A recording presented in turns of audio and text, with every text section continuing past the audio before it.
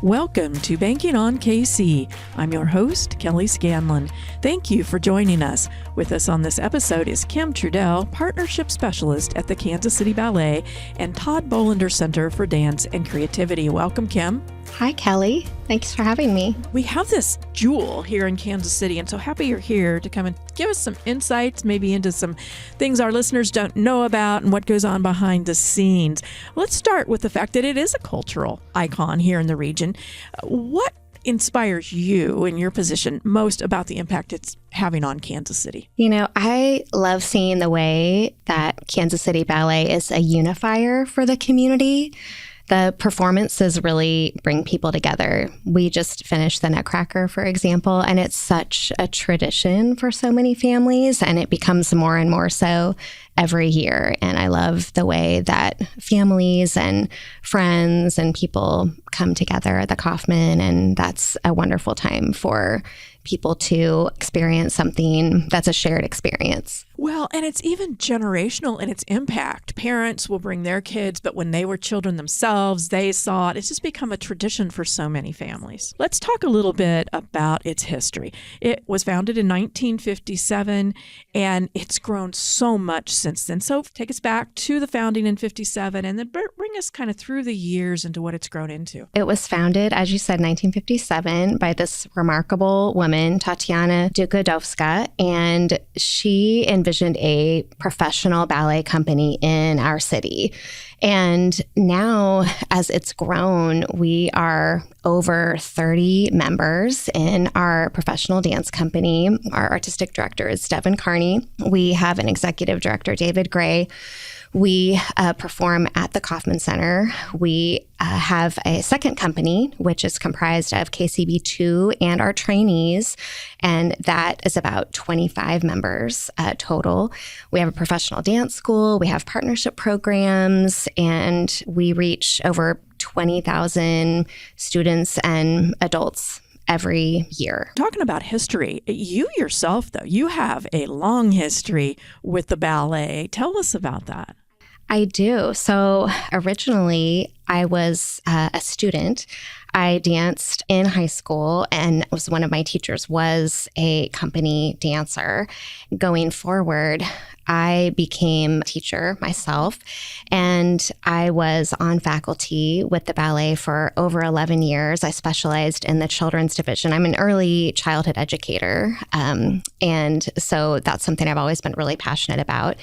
And then during that time at Kansas City Ballet, I founded our adaptive dance program. And actually, this month is our 10th anniversary. Congratulations. What is adaptive dance? It's a program for dance for students with disabilities or anyone that just needs a more open environment for learning, and just to make it as inclusive as possible. After I established that program, I had stepped away and started a nonprofit and did some additional teaching elsewhere.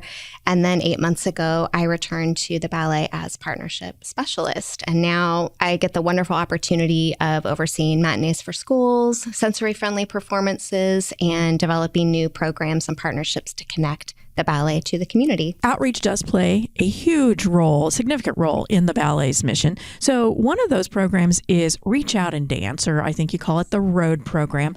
How does that benefit local students? That is a really incredible program that's been in place for about 25 years. Very established, and we offer, it's during the academic year in elementary schools, 3rd and 4th grade students, and it's during the school day. We have teaching artists that specifically work with the ROAD program, and we offer either 12 or 24-week residencies. It is an opportunity for students to have dance that maybe wouldn't come to like a dance school per se, but they're getting that opportunity to have dance in their schools during the school day. These are public school students. That 12 or 24-week residency, it integrates with like a STEAM-based curriculum based on national and state education standards. standards, it's really an excellent opportunity. You mentioned the adaptive dance. You have the road program. What are some of the other ones that you have? Yeah, our ballet school has classes for ages 2 and up, all ages and abilities, recreational and professional. We also have a variety of genres of dance beyond ballet. We have a summer intensive that attracts students from across the country. We have matinees for schools, which I've mentioned, that offers students and teachers the opportunity to experience our performances at the Kaufman at a reduced cost. So making it more accessible. Absolutely. This year, for example, we had students and teachers come to Alice in Wonderland in the fall, and then also at the Nutcracker, which was fantastic. Going back to adaptive dance, we have 7 adaptive dance classes available. 3 are at Bollinger, and then 4 are at our South Campus. And 5 of them have a wait list. So, and a lot of Very our classes popular. have a wait list. Yeah, very and as popular. you say, they come in from all around the country. Yes. So, and that's for our summer intensive, which is for a lot of our pre-professional students. So a lot of opportunities. The ballet's performances, you've mentioned some of them. The Nutcracker obviously is a cherished tradition, but they include traditional works, modern works. How does the ballet select its repertoire so that it can maintain a balance that appeals to a wide variety of audiences? Yeah, that's a great question. We have an artistic team that really thinks through that. They consider the classics like the Nutcracker, but also combining those with contemporary works. For example, we have groundbreaking choreographers that we have in our new moves. Instead of taking place at the Kaufman, that is actually at our Bollinger Center campus. We have a primary studio that converts into a performance space. So that approach that the artistic team takes in doing our main stage performance with our classics, and then also so that honors our ballet's history, but then also keeping it fresh and relevant by doing like the more intimate performance at the Bollinger Center with those fresh contemporary works. It's a great combination. In addition to new moves at the Bollinger, we also have our debut of our family-friendly series at the Folly Theater. It's going to be Beauty and the Beast, just under an hour, 55 minutes. It's narrated and again, really geared toward young families. And we're well, and at 55 minutes, that really is geared towards younger audiences. We're really excited about it. It's something we have been looking forward to for some time. Dance is often viewed as an elite art form, and that maybe only the elite experience. But the ballet has really tried and worked very hard at making dance accessible to everyone in the community. You've mentioned it in a few ways, the way you take it into students. It sounds to me like, given the various venues that you use, that you try to spread it around the community a little bit. People maybe don't have to travel as far. But what are some of the other ways that you're very purposefully making it accessible to everyone? Yeah, something at the top of my mind daily is how can I lower the barriers to access, especially in my role. And one thing, and we've mentioned this, we offer discounted tickets for matinees for schools performances. We also partner with organizations like Teen Tix, and that is offering discounted tickets to teens for $5. We've mentioned as well that we have a second company and perform lecture demonstrations for schools. What is a lecture demonstration exactly? So it is a performance. It's a narrated performance that is about 45 minutes, and it includes a class demonstration and an explanation of the distinction between like a contemporary work and a classical work. And there are demonstrations that are really short and explained by our second company manager. And then at the end of that 45 minutes, there's also an opportunity for student interaction with the dancers. And then also typically like a short repertoire from a work. And it's just a wonderful combination of explanation and performance. And our second company does an excellent job of that for our schools and community organizations. What is it about dance that is so important and that people should be able to enjoy it and experience it? One thing that's really special about dance is that it is the one art form where our body is the instrument, and it allows us to express ourselves in a really unique way. And I think that we all can have the opportunity to experience it by seeing it when we get to see like the wonderful performances that Kansas City Ballet does on stage, but then also getting a chance to explore it like through our classes or our workshops. And that's something that, again, I'm always thinking about access. So like having those dance experiences that are accessible, whether we're watching it or whether we're experiencing it ourselves. We should all really be able to have that opportunity, whatever that means. You are very intimately involved with the Todd Bolander Center for Dance and Creativity. I've not been in it, I'll admit that, but I've heard that it's a very stunning space. So talk to us about how that space enhances the ballet's work, whether it's training dancers, hosting community events, and some of the other ways that you use that space. We have 7 studios in that space, which is really an incredible amount. So it allows us to have so many classes for students.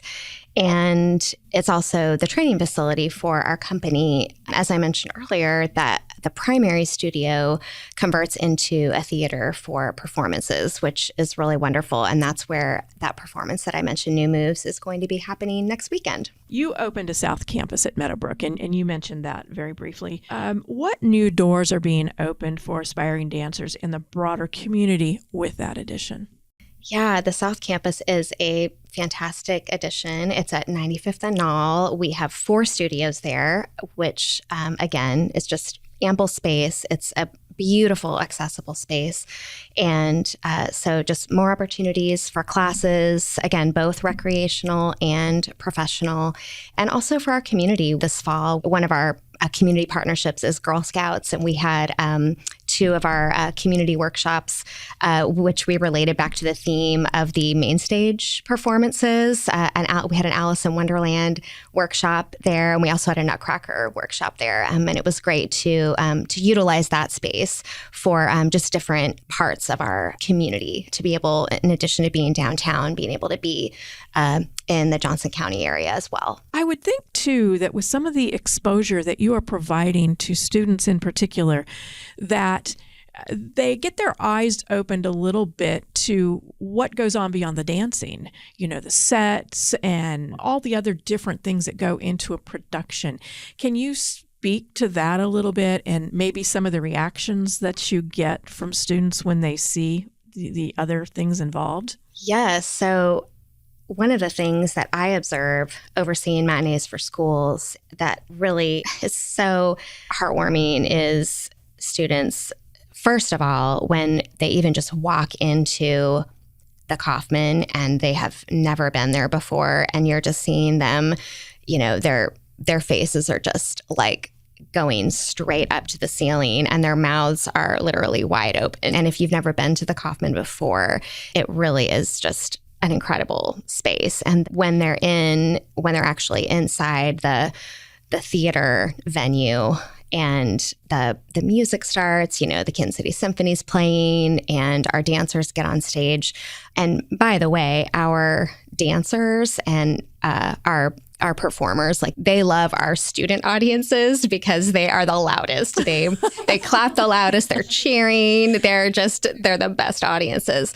And so then when they come out, they're just they're usually like spinning around. They're twirling. Mm-hmm. Their arms are up. They're imitating. They're imitating a lot of the movements that they've seen. And the teachers talk about like how incredible the experience was, and just how much their students enjoyed that. And for so many of them, it's their very first experience with dance, and that's really an incredible thing. We love that we get to be a part of that. I can hear the passion for what you do coming through here in our conversation. What is the most fulfilling part of what you do? I think that the most fulfilling thing is any opportunity that I have to connect someone to dance, whatever that is. Like I mentioned earlier, whether that is coming to a performance, whether that's bringing a performance to them, whether that is bringing them to a class, bringing a class to them, whether that's getting dance into their body, or whether that's getting to experience dance in some way. That, we have our sensory-friendly performances. I have teaching artists from our faculty going to senior living facilities, teaching dance. We have so many things that we are doing at the ballet to connect our community to dance. And that is what is the most fulfilling to me. I want, like I said, lowering the barriers to access. Everyone who wants to dance should get to dance. That's what it's about. When you talk about the sensory, we didn't really talk about that. Can you elaborate on that a little bit? Sure. Our sensory-friendly performances, they take place at the Kaufman, and they started in 2018 with the Nutcracker. And it was an opportunity to have a performance for a neurodivergent audience that allows for sounds and sights that are a more open environment. And what we do is we work with the artistic team to consider any particular sounds or anything going on in the performance that might need to have any accommodations. And now with the Nutcracker, we have something really consistent that takes place. It's really become a tradition. We have a sensory-friendly audience, really just wonderful, just hearing the stories from the families and individuals that attend. And what we've discovered is that I think originally we thought this is really going to be geared toward families and children, and as I said, individuals that maybe need a different house experience, with the lights or the sounds. Also found though that there are a lot of individuals who are in wheelchairs that just really need a smaller audience size, because our typical performances, a full house is well over 1,500 people, whereas our sensory-friendly performances at just under 600. And we just have a lot more room. It's a general admission. People can move around in their seats. And we have heard time and time again just what this means to families and individuals to be able to experience the ballet in a way that is more open and allows them to be able to, and this is their wording, not mine, to be themselves. You talked about some of the community relationships you have with the Girl Scout and other collaborative relationships that you have. But for our listeners who want to support the ballet, who might want to get involved besides experiencing a performance, what opportunities are available, whether it's volunteering, donating, you name it? Yeah, there are so many ways to support the ballet. You can volunteer, you can get involved with the Guild or Bollinger Society, you can be a corporate sponsor, or if you're a young professional, we have a group called Bar KC. And of course, come to our next performance. You're always supporting us when you do that. It sounds like you have some wonderful ones coming up here soon. So Kim, thank you so much for coming and sharing some of this background on the ballet and how it's evolved and how really ingrained it has become in the community, especially among our youth, it sounds like. We appreciate it. Yeah, thank you, Kelly. This is Joe Close, president of Country Club Bank. Thank you to Kim Trudell for being our guest on this episode of Banking on KC. The Kansas City Ballet is more than a world-class performing arts organization. It's a community unifier. Through outreach programs like adaptive dance, sensory-friendly performances, and the Reach Out and Dance initiative, Kim and her team are ensuring that dance is accessible to everyone. From inspiring the next generation of dancers to making performances welcoming for all audiences, the ballet fosters a love for the arts among Kansas Cityans. At Country Club Bank, we believe in the power of the arts to enrich lives. The Kansas City Ballet's commitment to accessibility and engagement embodies the values we cherish, building connections, creating opportunity, and enhancing the vibrancy of our region. Thanks for tuning in this week. We're banking on you, Kansas City. Country Club Bank, member FDIC.